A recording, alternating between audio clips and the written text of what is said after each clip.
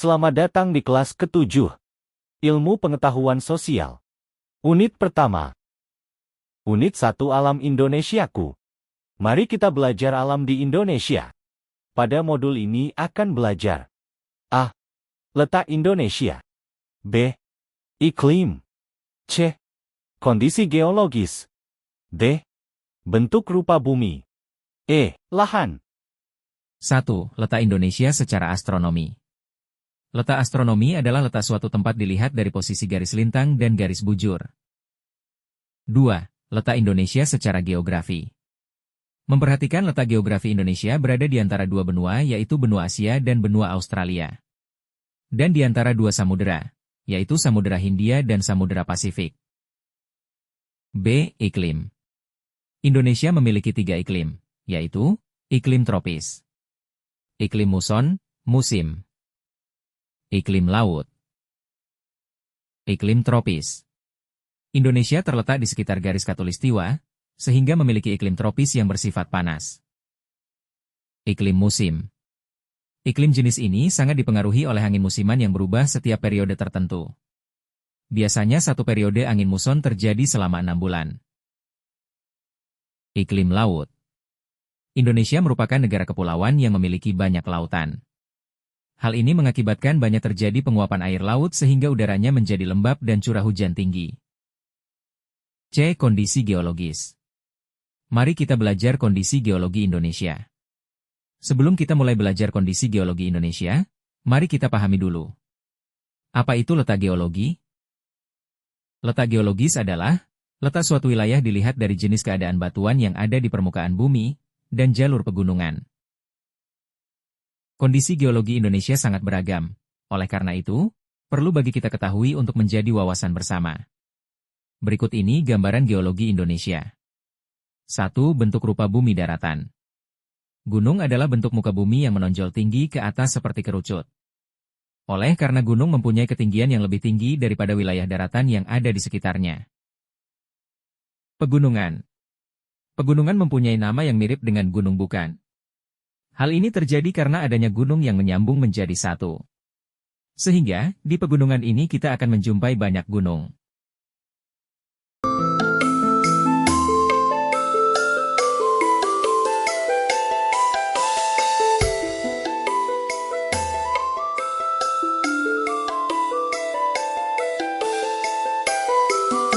D. Bentuk rupa bumi. Permukaan bumi pada dasarnya dibagi menjadi 2 bentuk, yaitu daratan dan perairan. Bentuk dari perairan ada bermacam-macam seperti laut, sungai, danau, dan sebagainya. Selain perairan, daratan juga memiliki bentuk yang beraneka ragam baik dari tinggi rendahnya maupun yang lainnya. Pegunungan bisa terbentang panjang hingga ke wilayah lain. Pegunungan terjadi karena adanya proses lipatan dan patahan yang disebabkan oleh tenaga dari dalam bumi, endogen. Pegunungan dibagi menjadi 2 jenis, yakni pegunungan tinggi dan juga pegunungan rendah. Pegunungan di Indonesia. Indonesia sendiri banyak memiliki pegunungan yang membentang di pulau-pulau besarnya, seperti Sulawesi, Sumatera, Jawa dan Papua. Beberapa pegunungan yang ada di Indonesia antara lain. Pegunungan. Terbagi 7 yaitu Pegunungan Bukit Barisan, Pegunungan Kapur Utara, Pegunungan Menoreh, Pegunungan Meratus, Pegunungan Jayawijaya, Pegunungan Barisan Sudirman, Pegunungan Karst Bantimurung, Pegunungan Bukit Barisan. Pegunungan ini adalah yang paling terkenal di wilayah barat Indonesia. Pegunungan ini membentang sepanjang 1.650 km dari utara ke selatan Pulau Sumatera. Pegunungan Bukit Barisan melintasi Provinsi Aceh hingga Provinsi Lampung dan seolah membelah Pulau Sumatera menjadi sisi timur dan barat dengan kondisi geologis yang berbeda. Pegunungan Kapur Utara. Pegunungan Kapur Utara adalah pegunungan yang membentang di pesisir utara Pulau Jawa. Pegunungan ini membentang melewati Pati, Jawa Tengah hingga Jawa Timur, tepatnya di Kabupaten Lamongan. Pegunungan ini membentang sekitar 50 km, dengan rata-rata ketinggian gunung penyusunnya adalah sekitar 800 meter dari permukaan laut. Pegunungan Menoreh. Pegunungan Menoreh adalah pegunungan yang menjadi batas alami antara Kabupaten Kulon Progo, Magelang dan Purworejo. Keindahan pegunungan Menoreh sangat terkenal di kalangan pecinta wisata, khususnya yang mengagumi keindahan Candi Borobudur. Pegunungan menoreh di kejauhan terlihat membentuk sosok seseorang yang sedang tidur. Pegunungan Meratus. Pegunungan Meratus merupakan pegunungan yang terletak di Provinsi Kalimantan Selatan. Pegunungan ini membelah Provinsi Kalimantan Selatan menjadi dua dan masih terus membujur hingga ke Provinsi Kalimantan Tengah dan Kalimantan Timur. Pegunungan Jayawijaya. Pegunungan Jayawijaya merupakan barisan pegunungan yang ikut menyusun Pegunungan Maoke. Puncak tertinggi dari Pegunungan Jayawijaya adalah Puncak Jaya yang memiliki ketinggian 4.884 meter dari permukaan laut. Karena dipenuhi dengan gunung-gunung yang memiliki puncak tinggi, maka Pegunungan Jayawijaya diakui sebagai pegunungan tertinggi di Indonesia. Pegunungan Barisan Sudirman. Pegunungan Barisan Sudirman adalah pegunungan yang terletak di Papua. Pegunungan ini membelah Papua menjadi dua dari arah barat ke timur. Seperti Pegunungan Jayawijaya, pegunungan ini juga dianggap sebagai penyusun Pegunungan Maoke. Pegunungan Karst Bantimurung. Pegunungan Karst Bantimurung merupakan pegunungan yang terletak di Provinsi Sulawesi Selatan. Tidak sama seperti pegunungan pada umumnya, Pegunungan Karst Bantimurung merupakan suatu pegunungan kapur yang sangat unik. Pegunungan ini berlokasi di Taman Nasional Bantimurung Bulu Saraung yang menyimpan pesona alam sangat cantik di antara tebing-tebing yang terjal. Perbukitan. Perbukitan adalah bentuk muka bumi yang tinggi memanjang dan terdiri atas bulit bukit dengan ketinggian antara 2.300 m. Perbukitan ini menyerupai pegunungan, hanya tingkat ketinggiannya lebih rendah atau di bawah pegunungan. Beberapa contoh bukit ataupun perbukitan, yaitu seperti Bukit Lebong, Bengkulu, Bukit Tinggi, Sumatera, dan Bukit Sumedang, Jawa Barat. Dataran tinggi disebut juga plato merupakan tanah datar yang luas di daerah yang tinggi.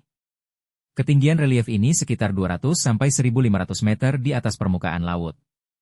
Terbentuknya dataran tinggi merupakan hasil erosi dan sedimentasi, ataupun bekas dari kaldera, kawah gunung api, luas yang tertimbun material gunung.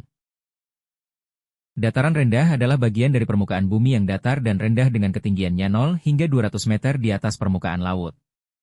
Dataran rendah biasanya memiliki tanah subur dan dijadikan sebagai pusat pemukiman penduduk.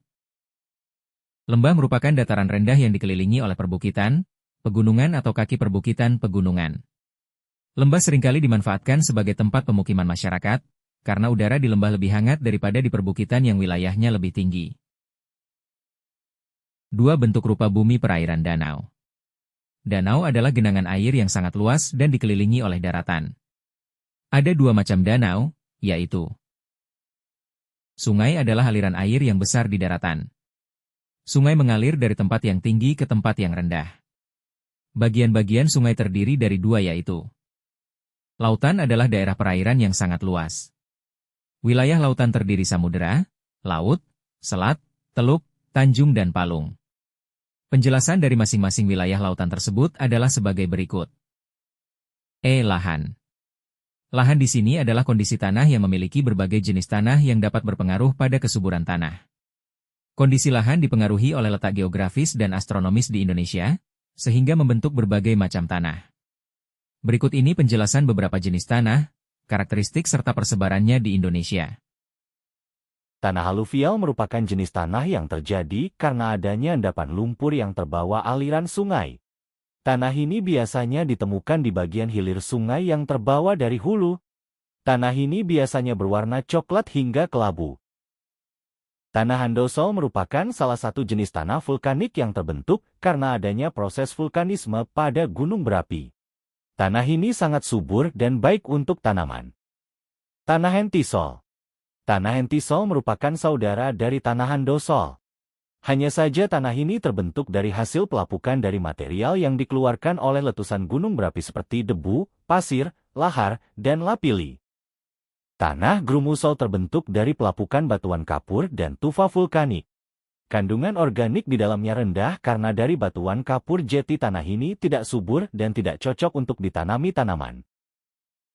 Tanah humus merupakan tanah yang terbentuk dari pelapukan tumbuh-tumbuhan.